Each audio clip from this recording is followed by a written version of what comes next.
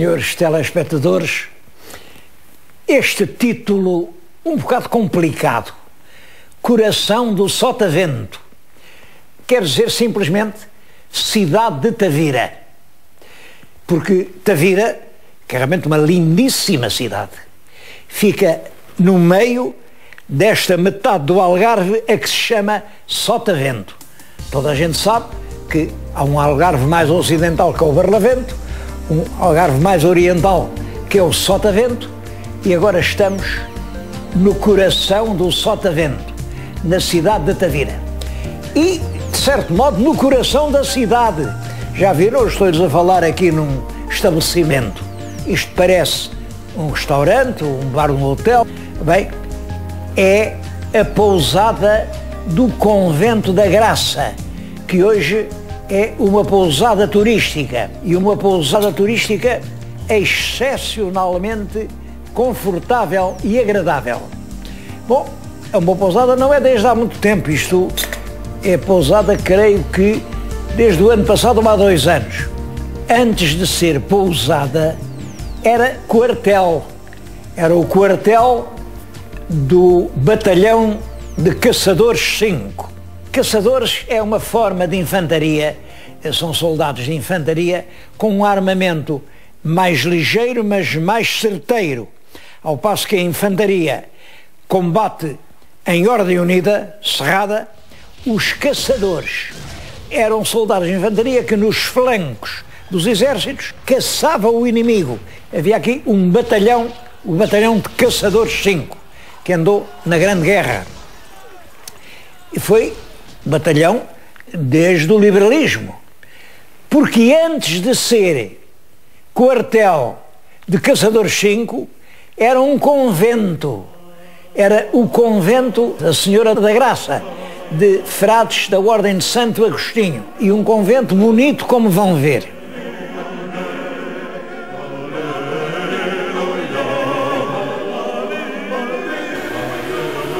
Eu estou no claustro do convento, como veem é um grande claustro. O convento foi fundado cerca de 1542. Reinava em Portugal o rei Dom João III. E o convento teve muita importância porque um bispo do Algarve, um bispo muito importante, Dom Jerónimo Osório, fez aqui uma escola superior de teologia. Portanto, isto foi uma espécie de primeira universidade algarvia. Claro, apenas para o clero, para a formação do clero, mas teve um papel muito importante. Claro, quando fizeram aqui o convento, já havia aqui qualquer coisa. O quê? Uma judiaria. Havia aqui uma judiaria, casas de judeus, e foi exatamente para acabar com a judiaria que os frades agostinhos vieram de Vila Viçosa e resolveram fazer aqui este grande convento. E antes da judiaria havia aqui areia, um areal com cabanas de pescadores, mas já esse areal estava a cobrir uma velhíssima povoação. Olhem, agora quando andaram a fazer as obras da pousada, encontraram-se os restos dessa povoação. Vamos vê-las.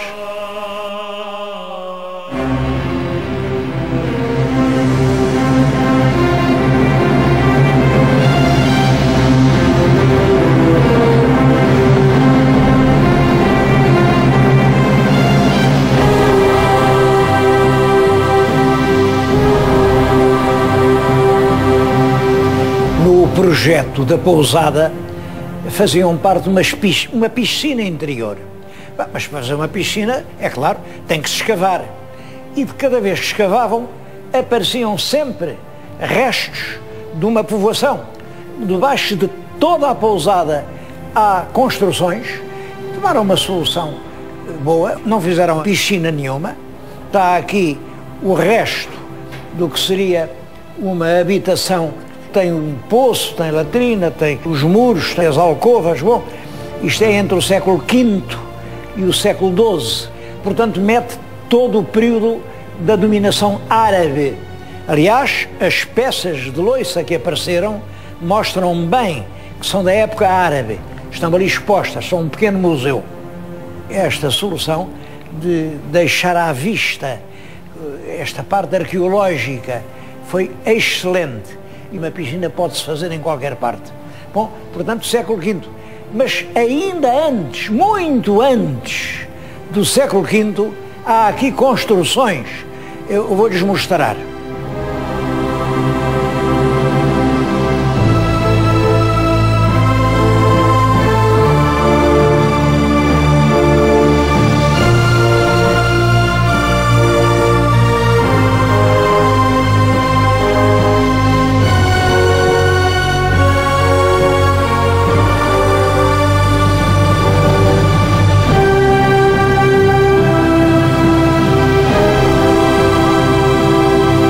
Aquelas paredes em ângulo reto, aquilo é da época fenícia, portanto, século VIII a.C.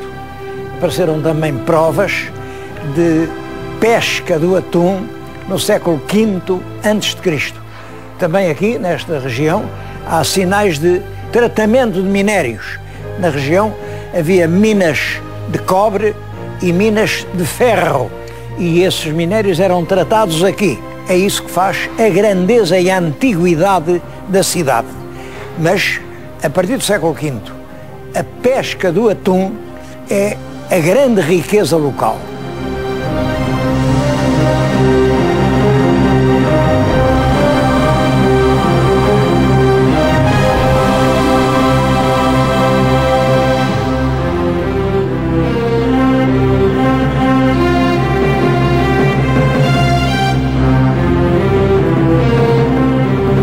Desse passado com tantos milhares de anos, chegaram até hoje algumas ruínas impressionantes e também algumas lendas. Uma lenda bonita é aqui a da Moura Encantada do Castelo de Tavira.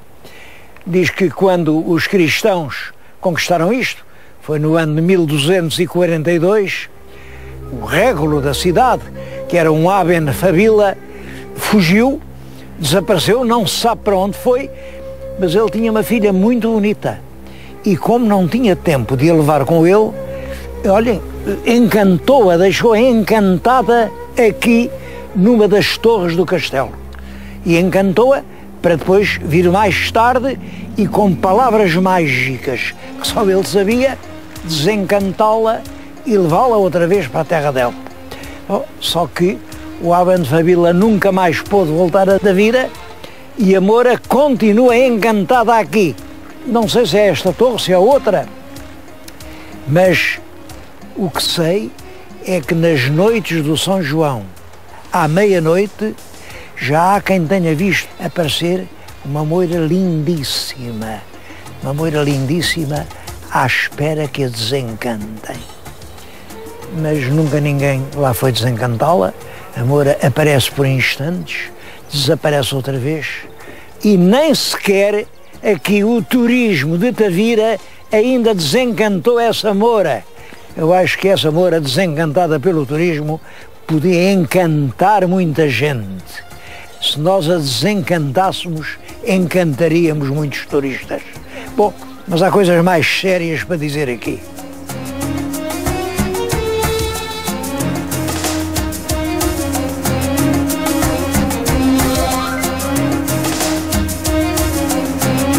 A importância histórica de Tavira vinha de que era o principal porto marítimo do Algarve, onde hoje passa o rio Gilão, era um enorme estuário e navios, grandes navios, iam até lá.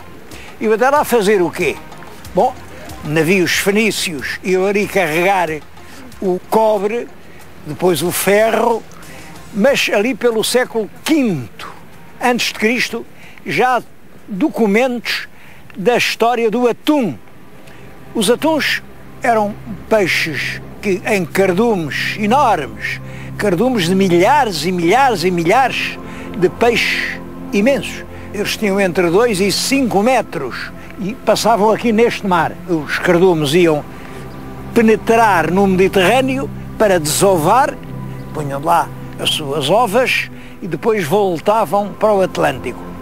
E passavam aqui muito rente a esta costa. Bom, isso fez surgir a pesca do atum.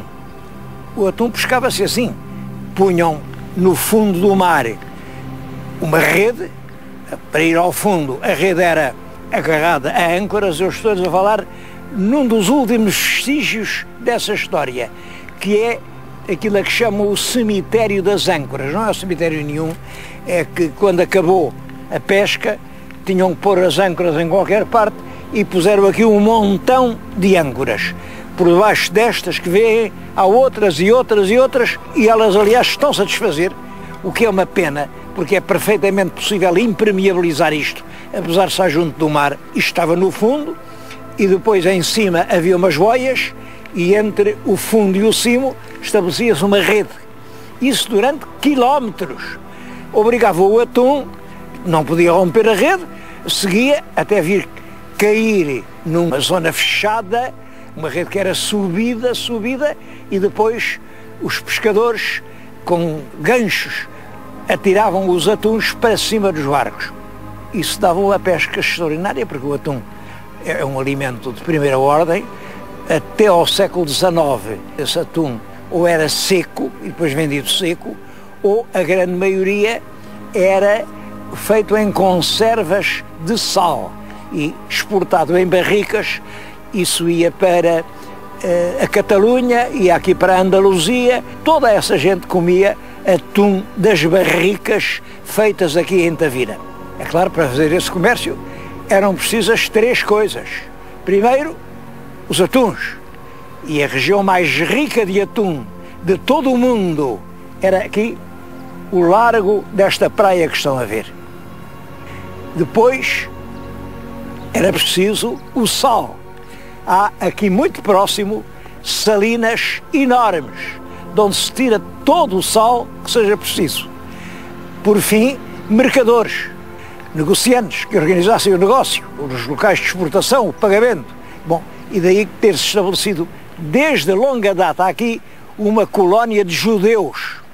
Judeus, já lhes disse que aquele local onde comecei o programa, antes de ser pousada era quartel, antes de ser quartel era convento, mas antes de ser convento era a judiaria. Viam ali os judeus que organizavam o comércio e que transformavam o atum do Algarve numa das maiores riquezas e que fez progredir esta cidade. Bom, depois, já no nosso tempo, o atum começou a ser cada vez menos e agora não há nenhum pescador que vá ao mar encontra um atum. Porquê é que o atum desapareceu? Bom, cada um diz a sua coisa. Há quem diga que foram as próprias correntes, o sistema das correntes atlânticas levou a escolher outro caminho. Há quem diga que estas ciladas, chamavam a isto as armações, que capturavam os peixes antes de desovarem, e todos os anos muitas dezenas de milhares de peixes serão mortos aqui, que isso acabou por extinguir a espécie. Há quem diga que eles iam para o Mediterrâneo, passavam portanto no Estreito de Gibraltar, e quando os navios deixaram de ser à vela e passaram a ter os motores, o trânsito de navegações no Estreito de Gibraltar é intensíssimo.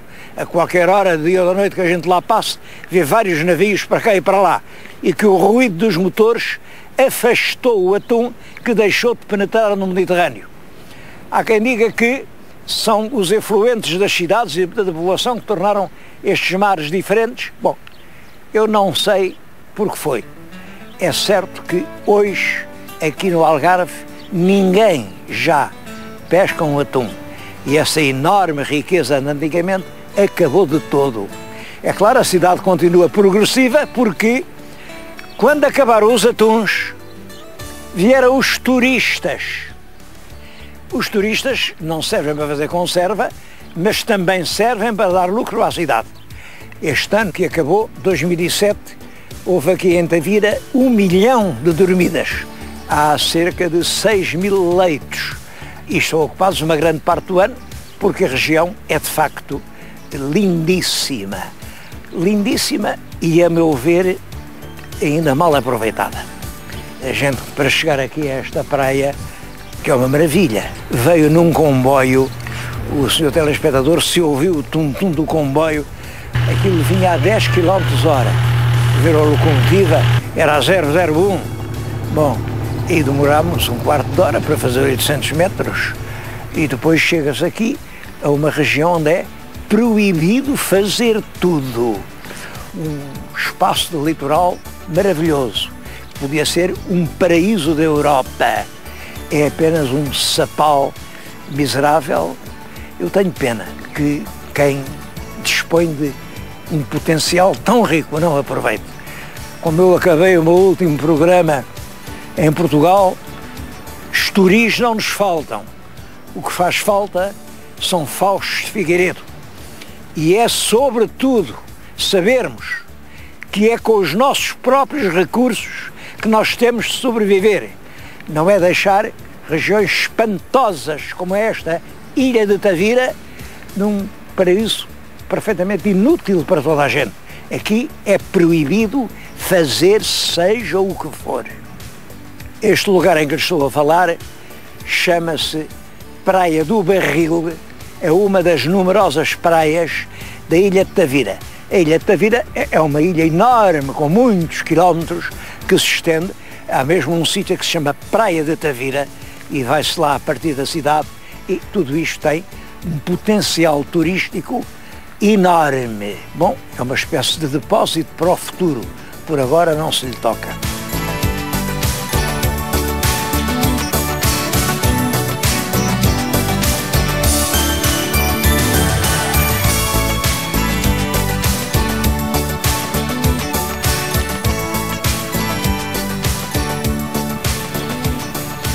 Aí pelos fins do século XIX, a conserva do atum deixou de se fazer no sal e passou a praticar-se em latas com vácuo e em azeite. A região era muito rica de azeite. Estou-lhes a falar agora diante de um dos monumentos aqui de Tavira. Estou aqui no aldeamento turístico das Pedras de El Rei, que tem esta oliveira. Os especialistas já a dataram. Esta oliveira tem cerca de 2000 anos. Portanto, é uma oliveira trazida pelos romanos. Os romanos cultivaram muito a oliveira. A oliveira era uma árvore muito importante na cultura mediterrânica, tanto pelo alimento que dava diretamente, comendo as azeitonas, como pelo óleo que proporcionava, e principalmente por uma razão. É porque era com a oliveira que se iluminava a noite. As luzes romanas eram aquelas pequenas lucernas, pequenas, as que eram pequenas. Chegou a aparecer uma lucerna em Itália, em Herculano, uma lucerna com 14 bicos.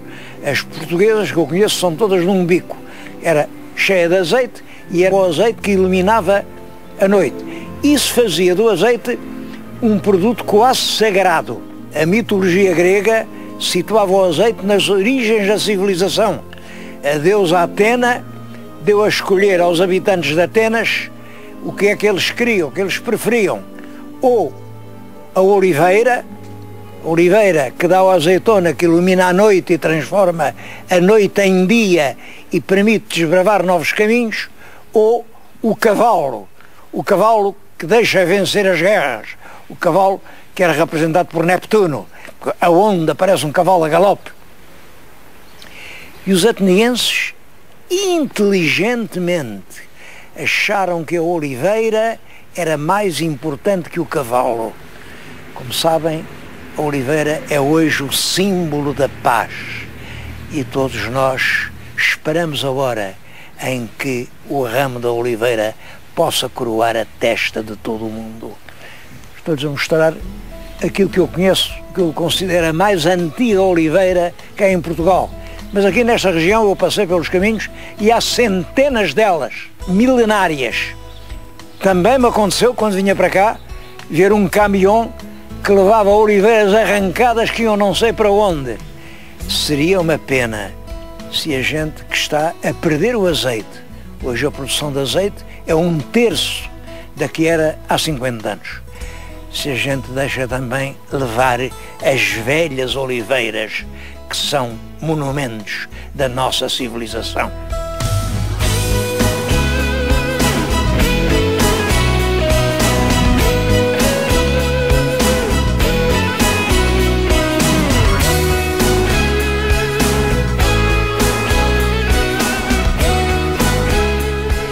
Até há 50 anos, com os cardumes dos atuns, de então para cá, com as excursões dos turistas, Tavira tem conseguido ser uma cidade de excepcional atração, uma paisagem muito bonita e uma cidade que se conserva harmoniosa, sem disparates, com uma administração que é um exemplo. Há quem diga que assim como acabaram os atuns, podem um dia acabar os turistas. Eu penso que não. Penso que há turismo enquanto houver tempos livres. E a evolução é no sentido de haver cada vez mais tempos livres. Portanto, haverá cada vez mais turistas. Mas cautela! Os turistas vão ser como os hotéis. De luxo, 5 estrelas, 4 estrelas, 3 estrelas, 2, 1, 0, até ao turismo, aqueles turistas vagabundos, como dizia o Guerra Junqueiro, mantas ao ombro, grandes bordões, quem sabe lá se serão ladrões. E desse turismo Deus nos livre. Não estamos livres dele, porque haverá uma concorrência enorme pelos contingentes turísticos, uma luta, e só as terras que se souberem equipar a tempo e horas para um turismo de qualidade poderão ter um turismo de vantagem. O outro é uma praga que pode matar as povoações. Felizmente, o Algarve, e particularmente este concelho de Tavira, tem soluções alternativas. Vamos até lá.